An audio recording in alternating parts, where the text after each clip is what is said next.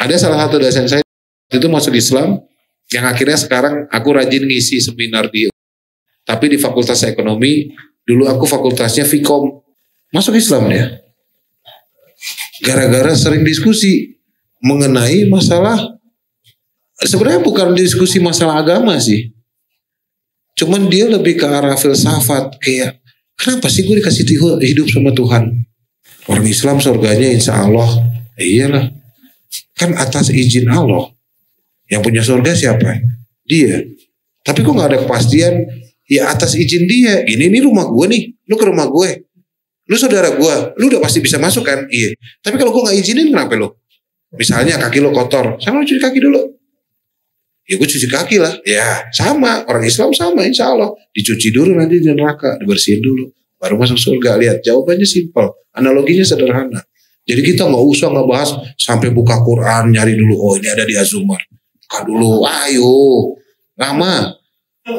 Lihat itu short yang dari tadi ini aku bagikan adalah cara-cara, terutama bagi yang baru-baru masuk di Mall Center. Ini cara-cara efektif, cepat, ringkas, praktis. Kita nggak perlu belajar Bible. Ingat, setelah mati kita ditanya sama Allah tentang Quran, bukan Bible, bukan. Belajar ikhlas sama seperti kita dakwah kan? Belajarnya mulai dari mana? Dari ikhlas, dari ngiklasin dan membiasakan. Ingat, dakwah itu bukan tugas ustadz, ya. Tadi kiai ke ustadz, ya, bukan tugas mereka doang, tugas kita semua. Kita juga bertanggung jawab, dan Allah akan tanya ke kita. Ingat, semua yang Allah titipkan ke kita, kalau tidak bisa membuat kita lebih dekat kepada Allah, bisa jadi itu ujian. Sebelum mulai, yuk dukung dakwah Fethizon TV dengan like, subscribe, dan nyalakan notifikasi. Jazakumullahu khairan katsira.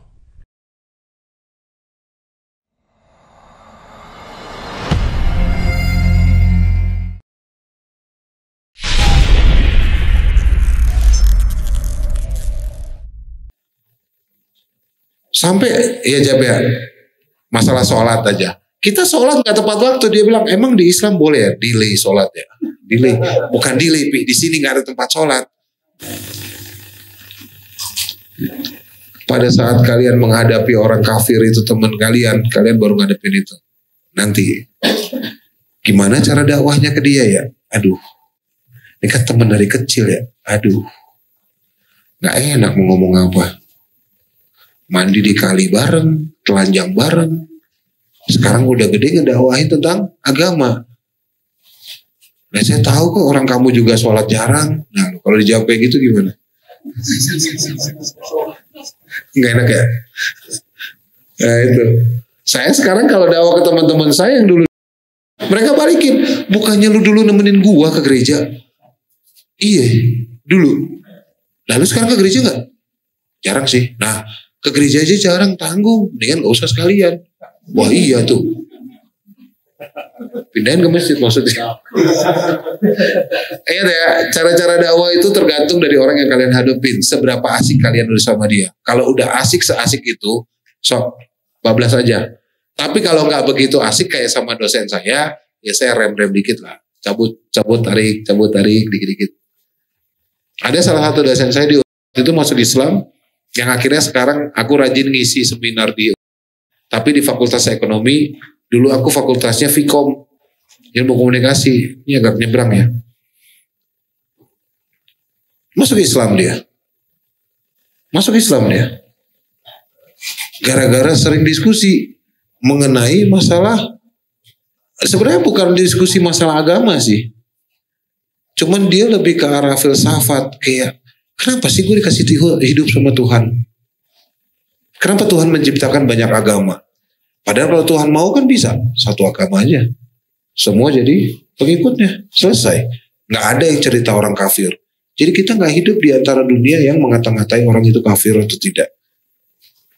Ayo bisa jawab? Dapat kerupuk. Banyak.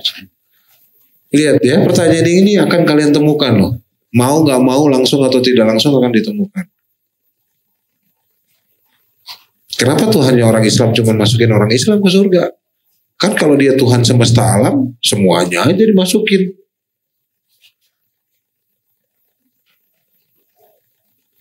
Bagaimana dengan bayi yang lahirnya di keluarga Kristen atau kafir kata lu? Terus dia mati.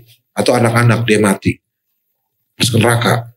Nah itu kan gampang ya. Udah jelas ya. Surga. Terus orang tuanya gimana? Ya orang tuanya masuk neraka.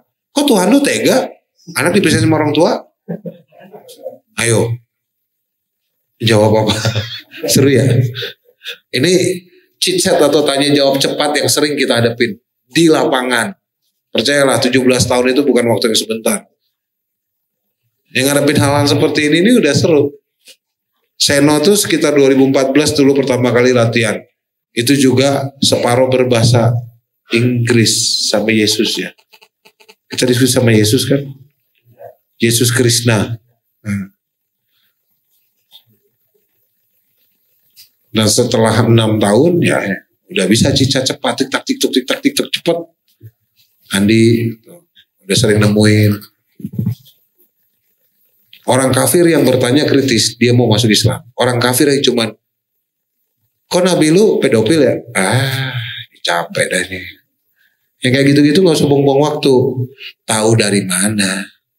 Ya, jawab, ingat ya kalau udah ketemu yang cuman menghujat, jawab jangan kelamaan. Capek otak. Tahu dari mana?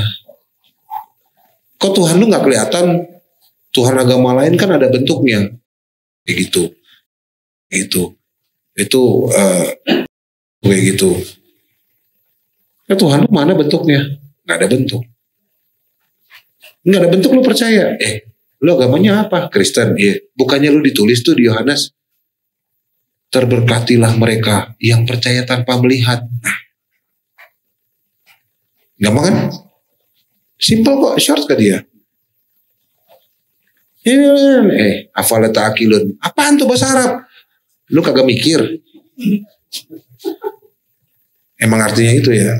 Cuman lebih halus bahasanya. Cuman kalau ke dia ya udah, apa lu gak mikir? Saya ketemu aja orang-orang kayak gitu di jalan. Kadang-kadang saudara sendiri sih yang bikin gemes. Saudara sendiri. Orang Islam surganya insya Allah. Iyalah. Kan atas izin Allah. Yang punya surga siapa? Dia. Tapi kok gak ada kepastian? Ya atas izin dia. Ini rumah gue nih. Lu ke rumah gue. Lu saudara gue. Lu udah pasti bisa masuk kan? Iya. Tapi kalau gue gak izinin kenapa lu? Misalnya kaki lu kotor. Sama lu cuci kaki dulu.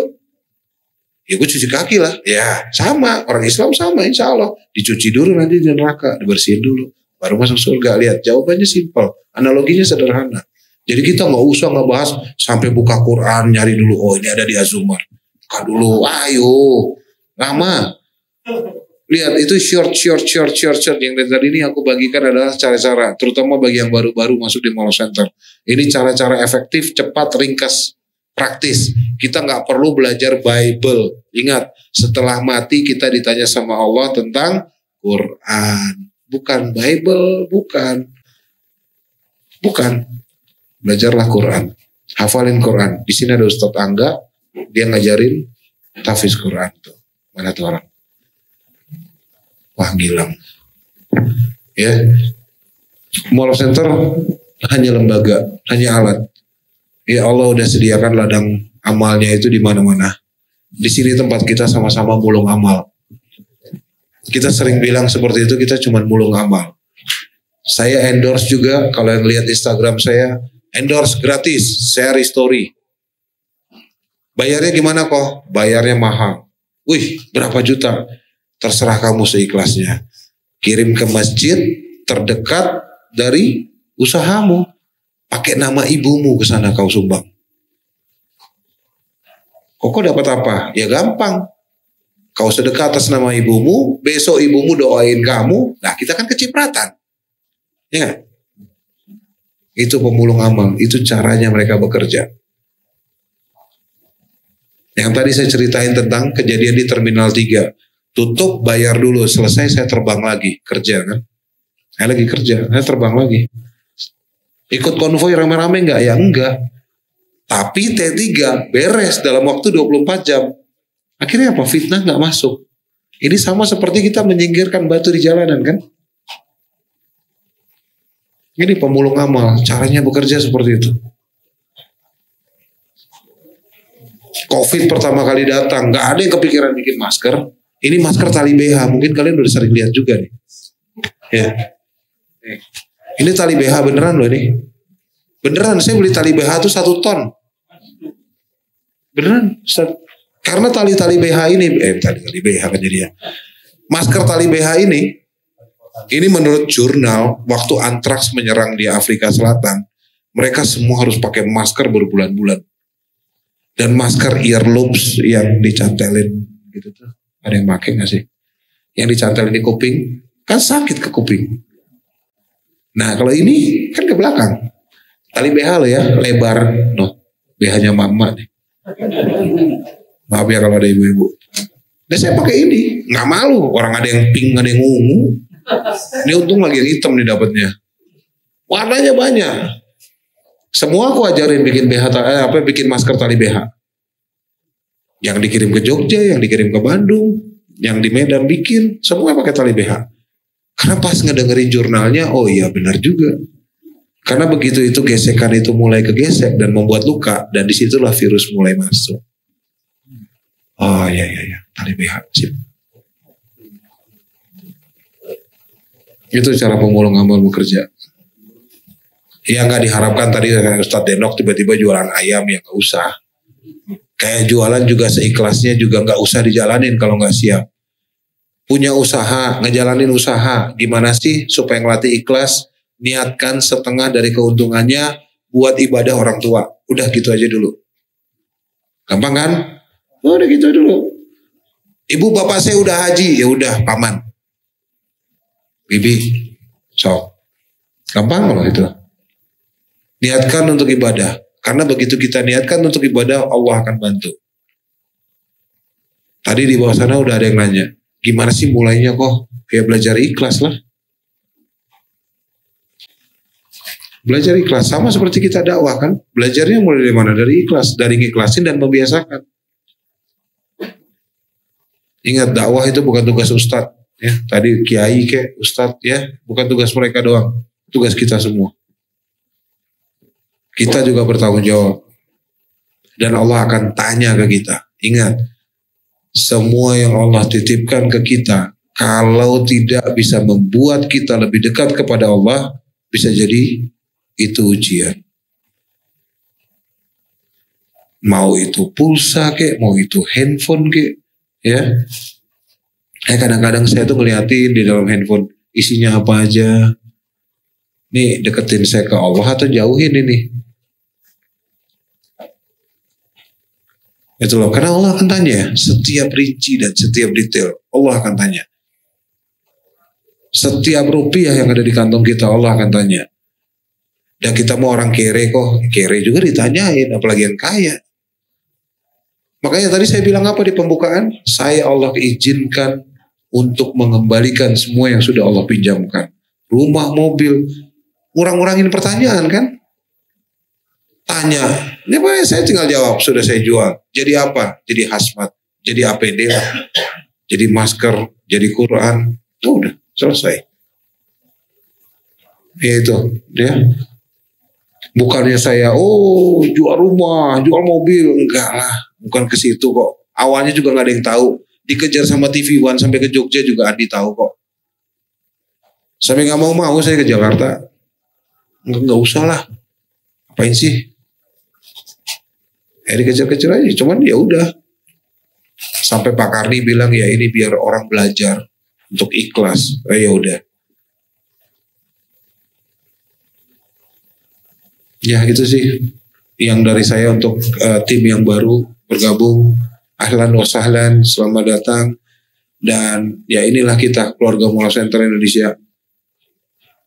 Kita bareng di lapangan bareng, makan bareng, ya. Kalau biasa habis kegiatan suka makan-makan sama, ya di Jambi sama, di Medan sama, di Banjarmasin sama, di Balikpapan ya sama, di Pontianak ya sama Ustadz Lukman ya sama, ya di mana-mana sama. Insya Allah sama kok kita bergeraknya. Di Gorontalo ada sama, di Ternate juga sama. Kalau di Ternate itu kita ngumpul itu berempat dapat satu ikan segede betis saya, taruh semua dia. Makan sama gitu, makan bareng-bareng. Kalau di Jawa tradisinya kan kalau kondangan gini nih, dipaketin segitu, sekitar 200 gram nasi, tambah lauk pauk ya. Ada yang Jawa Barat biasanya prasmanan. Kalau di Ternate sana kemarin tuh pakai apa? Nampan. Taruh satu nampan ikan tapi wah itu Masya Allah. Tapi biasanya seperti itu, terbiasa seperti itu. Nggak ada yang bermewah-mewahan, ya biasa-biasa aja semua. Pusing bareng, kadang-kadang ya kita juga bagikan masalah-masalah di pusat itu, kadang-kadang kita bagikan ke daerah. Karena masalah di pusat itu sendiri banyak. Banyak Pak. Kita dijagain, nah Mu'alaf Center itu lembaga yang tidak berdiri di Kementerian Agama. Karena Kementerian Agama Republik Indonesia nggak mau ngurusin mu'alaf. Ya, jadi jelas ya, kalau ada yang nanyain, ini di bawah badan zakat nggak? Enggak. Kita di bawah Kementerian Hukum dan HAM. Kenapa rekening Mu'alaf Center pakai BTN? Kok nggak pakai bank syariah? Kenapa nggak mendukung syariah? Nggak anti riba? Panjang-panjang. Ntar dulu sini bos. Ya, kita di bawah Kementerian Hukum dan HAM. Siapa yang ngaudit kita? Kementerian Hukum dan HAM. Mereka butuh bank negara kan, buat diakses.